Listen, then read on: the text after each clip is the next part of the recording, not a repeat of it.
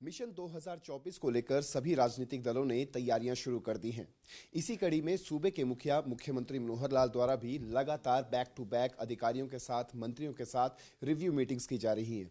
इसी पर बातचीत करने के लिए हमारे साथ मौजूद हैं सूबे के शहरी स्थानीय निकाय मंत्री डॉक्टर कमल गुप्ता। सर, कल मुख्यमंत्री मनोहर लाल के साथ मीटिंग हुई थी 2023-24 के बजट इम्प्लीकेशन को लेकर। आपके विभाग के अंदर क्या कुछ रहा उस मीटिंग में? देखिए, ये उनकी तीसरी मीटिंग थी जो बजट किया, और ये एक किस्म से उनका रिव्यू था। और उनका मानना ये था कि बजट तो पेश हो गया और बजट में जो अलग अलग महकमों की चीज़ें हैं वो इम्प्लीमेंट करने के लिए टाइमलाइन क्या हो। तो हर महकमे से माननीय मुख्यमंत्री जी ने इस बात की चर्चा की कि जो हमने बजट में घोषणा की है वो कितनी जल्दी लागू हो और कब तक हो जाएगी। तो इस तरह का हर डिपार्टमेंट का उन्होंने जायज़ा लिया और इस तरह से कल ये तीसरी मीटिंग थी। तो हम लोग भी थे, हमारा महकमा भी कल था, तो उसकी चर्चा भी हुई। परिवार पहचान पत्र सर काफी सुर्खियों में रहता है। विपक्ष जो है वो परिवार पहचान पत्र को अलग अलग संज्ञाएं जो है वो देता रहता है। कब तक ये जो तमाम परेशानियों का सामना जो प्रदेशवासियों को करना पड़ रहा है, कब तक इसका निपटारा हो जाएगा? क्या जो एक समय रहते इसका निपटारा? फिर वही बात, ये सब चीज़ें ऑन गोइंग रहती हैं। परिवार पहचान पत्र हमने बनाया, परिवार की कितनी आय है, 6 महीने के बाद उसकी आय 1,80,000 से ज़्यादा हो गई, वो बीपीएल से निकल जाएगा। किसी की कम हो गई, वो आ जाएगा। ये प्रोसेस लाइफ लॉन्ग चलती रहेगी। हमने ये जो बीपीएल है इस मंशा से नहीं बनाया कि हम इन लोगों को बढ़ाएं। हमारी जो कोशिश है वो ये है कि इन लोगों को हम सपोर्ट करके बीपीएल से बाहर निकालें।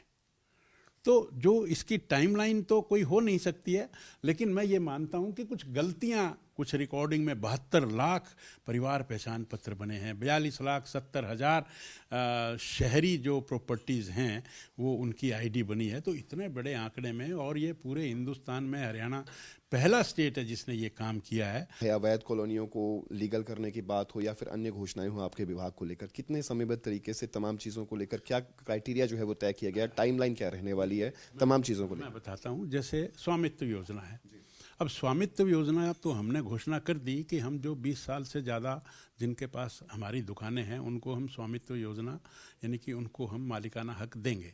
अब वो अप्लाई करेंगे और हम उनको एग्जामिन करेंगे, और एग्जामिन करते ही जैसे ही हमें लगेगा कि इसकी सब फॉर्मेलिटीज़ पूरी हैं, हम उनको डिक्लेयर करते जाएंगे, हम उनको मालिकाना हक देते जाएंगे।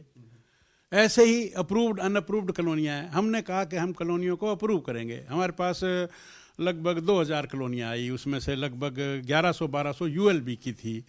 तो अब उनमें भी जिस तरह से नगर परिषद ने, नगर निगम ने, रेजिडेंट वेलफेयर एसोसिएशंस ने, उन्होंने जैसे जैसे अप्लाई किया, उन्होंने रिजोल्यूशन किया, फिर हमने उनको देखा कि किस कॉलोनी में, पहले तो हमारी जो नियम था, एक्ट था, उसमें 25%, 50% कंस्ट्रक्शंस की बात थी, 75% कंस्ट्रक्शंस की बात थी। वो हमने सभी जो इनिबिशंस थी उनको हटा दिया। तो उसके बाद फिर हमने कहा कि कम से कम 6 मीटर की सड़क होनी चाहिए। फिर उसमें हमने थोड़ी और रिलैक्स किया, 3 मीटर की होनी चाहिए।